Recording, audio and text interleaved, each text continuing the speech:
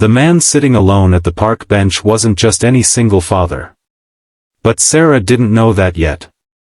All she knew was that her so-called friends had set her up as part of their misguided attempt at matchmaking, pushing her toward a stranger while they watched and giggled from behind the playground equipment.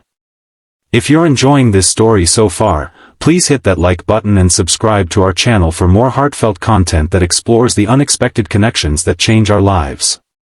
Sarah clutched her coffee cup tighter as she approached the bench, her 5-year-old daughter Lily skipping ahead toward the swings. The autumn leaves crunched beneath her boots, and she silently cursed her friends for putting her in this awkward position. She was perfectly fine being single. She'd been raising Lily alone since her husband walked out 3 years ago, and the last thing she needed was another complication in her life. The man looked up as she approached, a small boy of about 6 playing with toy trucks at his feet. His eyes were kind but tired, the same exhaustion she recognized in her own reflection each morning. "Is this seat taken?" Sarah asked, gesturing to the empty space beside him. He smiled and moved his jacket. "All yours." Sarah sat down, leaving a respectable distance between them. She pulled out her phone, pretending to check messages while stealing glances at him. He wore no wedding ring, and there was something vaguely familiar about him, though she couldn't place it. "I'm Daniel," he said after a moment.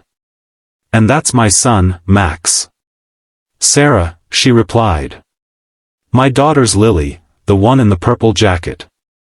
As if on cue, Lily and Max gravitated toward each other on the playground, their childish laughter carrying across the park. "Looks like they're getting along," Daniel observed. Sarah nodded, relaxing slightly. "Kids make it look so easy, don't they? Just walk up and say, 'Want to play?' and suddenly they're best friends." "If only it were that simple for adults," Daniel said with a wry smile. Their conversation flowed surprisingly easily after that. Daniel mentioned he'd moved to town 6 months ago, that Max's mother wasn't in the picture, and that he worked in finance. Sarah shared about her job as an elementary school art teacher, her divorce, and how she and Lily had built their life together. "My friends put me up to this, you know," Sarah admitted after 20 minutes of pleasant conversation.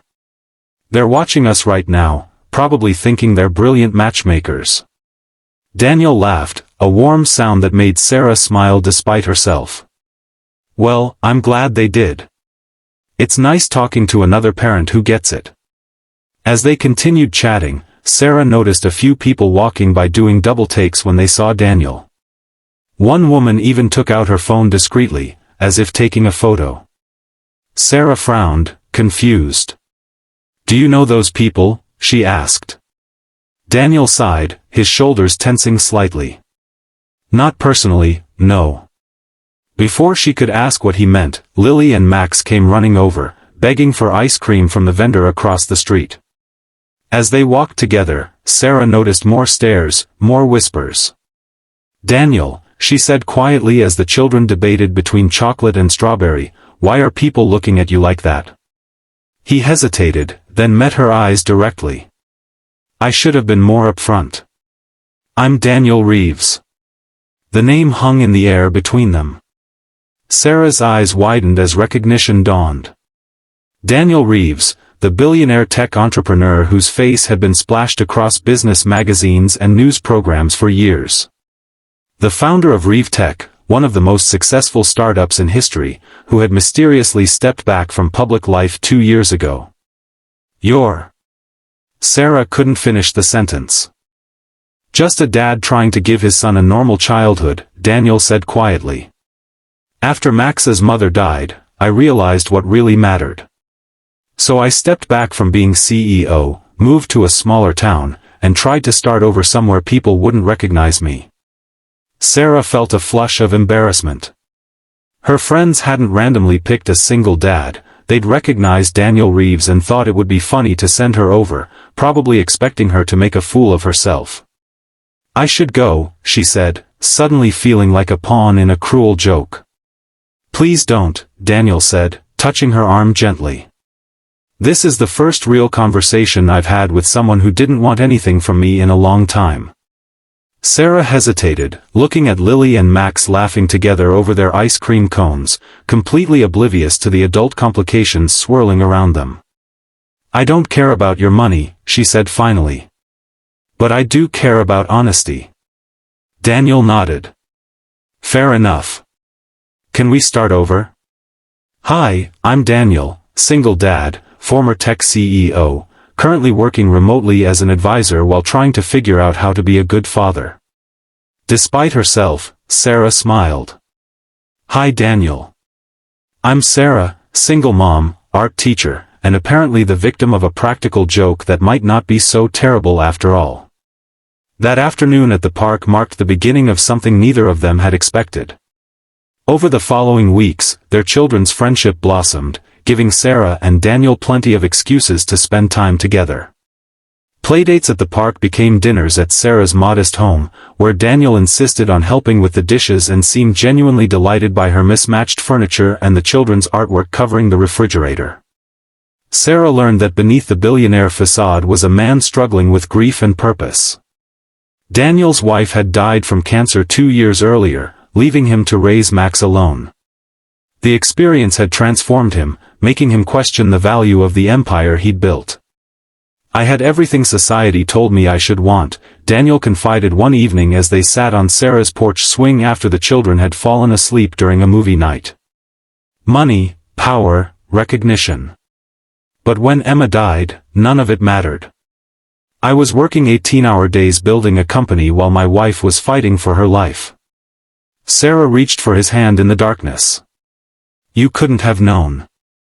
But I should have been there more," Daniel said, his voice thick with emotion.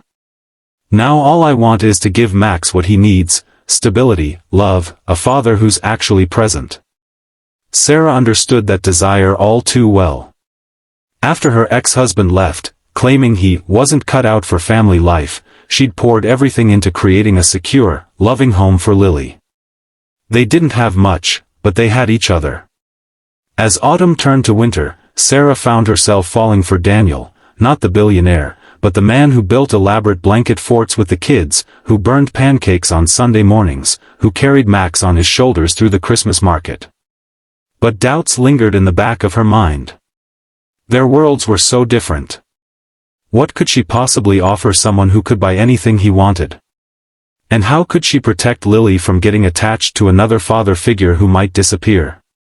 These fears came to a head when Daniel invited Sarah and Lily to spend Christmas at his house, a beautiful but surprisingly modest lakeside home on the outskirts of town. "I can't accept expensive gifts, Daniel," Sarah said firmly as they discussed the holiday. "I need to know this relationship isn't about your money." Daniel looked hurt. "Is that what you think? That I'm trying to buy your affection?" "No, Sarah struggled to articulate her fears. "I need to know we're equals in this. That you see value in what I bring to the table, even though I can't match your resources." "Sarah," Daniel said, taking her hands, "you've given me something I couldn't buy with all my billions, a chance to just be myself. To be valued for who I am, not what I own. Do you know how rare that is in my world?" Before Sarah could respond, their conversation was interrupted by a crisis. Max had developed a high fever and was struggling to breathe. The next hours were a blur as they rushed to the emergency room, where Max was diagnosed with severe pneumonia. In the hospital waiting room, as Max underwent treatment, Sarah witnessed a side of Daniel she hadn't seen before. Not the confident entrepreneur or even the devoted father, but a man utterly terrified of losing someone else he loved. When he broke down in her arms, all the barriers between their worlds seemed to dissolve. "I can't lose him too," Daniel whispered, his body shaking with sobs. "He's everything to me." Sarah held him tightly. "You won't. We're here. I'm here." Through that long night, as Lily slept curled up on a waiting room chair, Sarah and Daniel talked about their deepest fears and hopes. Daniel confessed that after Emma died, he'd built walls around himself and Max, afraid to let anyone else in. Sarah admitted how her ex-husband's abandonment had left her doubting her own worth, wondering if she'd ever be enough for someone to stay. When morning came and the doctors announced Max would recover, the relief that washed over them both seemed to clear away the last of their hesitations. As Christmas approached, their relationship deepened. Sarah was touched to discover that Daniel had been secretly taking art lessons so he could help with her classroom projects. Daniel was moved when he found out Sarah had been teaching Max to make memory books about his mother, ensuring he would never forget her. On Christmas Eve, after the children had finally fallen asleep waiting for Santa, Daniel and Sarah sat beside the twinkling tree in his living room. "I have something for you," Daniel said, handing her a small, wrapped package. Sarah unwrapped it carefully to find a simple wooden box. Inside was not the expensive jewelry she had feared, but a handmade charm bracelet. Each charm represented a moment they had shared: a tiny swing for the park where they met, a paintbrush for her classroom, a blanket fort for their movie nights. "I made it," Daniel said, suddenly looking nervous. "Well, I tried to. The jewelry class at the community center was harder than I expected." Sarah felt tears welling in her eyes as she examined the imperfect but heartfelt gift. "It's beautiful." "There's one more thing," Daniel said, reaching into his pocket and pulling out another small box. Sarah's heart raced as he opened it to reveal a simple silver ring. "This isn't a proposal, not yet," Daniel said quickly. "It's a promise. A promise that I'm in this for the long haul, if you'll have me. Not because you're perfect or because our life together would be perfect, but because the imperfect moments with you are better than the perfect moments without you." Sarah looked at the ring, then at Daniel, seeing not the billionaire tech genius the world knew, but the man she had come to love, kind, flawed, and genuinely trying his best. "I have conditions," she said, trying to keep her voice steady. Daniel raised an eyebrow. "I'm listening. I keep my job. We teach the kids the value of money and hard work. And we find ways to use your resources to help others, not just ourselves." Daniel's face broke into a wide smile. "I was hoping you'd say something like that. I've been thinking about starting a foundation for single parents, providing resources, education, support. I could use an art teacher with first-hand experience to help run it." As they sealed their promise with a kiss, Sarah thought about the journey that had brought them together. What had begun as a joke, sending a struggling single mom to sit beside a single dad who happened to be a billionaire, had become something neither of them could have anticipated: a second chance at love, at family, at creating a life that honored both where they'd been and where they were going. The following spring, as cherry blossoms fell around them, Sarah and Daniel were married in a simple ceremony in the same park where they'd first met. Lily and Max stood beside them, no longer just friends but siblings, their family forged not by blood but by choice and love. Daniel's wealth did change their lives, but not in the ways Sarah had feared. They established the Second Chance Foundation, helping single parents access education, housing, and childcare. Sarah continued teaching but also led the foundation's arts program, bringing creativity and healing to families who had experienced loss. And on quiet evenings, when the children were asleep and the day's work was done, Sarah and Daniel would sit on their porch swing, marveling at how a chance meeting, orchestrated as a joke, had led them exactly where they needed to be. Years later, when asked about their unusual love story, Sarah would smile and say, "People think it's about the billionaire and the art teacher, but that's not the real story. It's about two broken people who found each other at exactly the right moment, who recognized in each other not what the world saw, but what they needed most, someone who understood their struggles, their fears, and loved them anyway."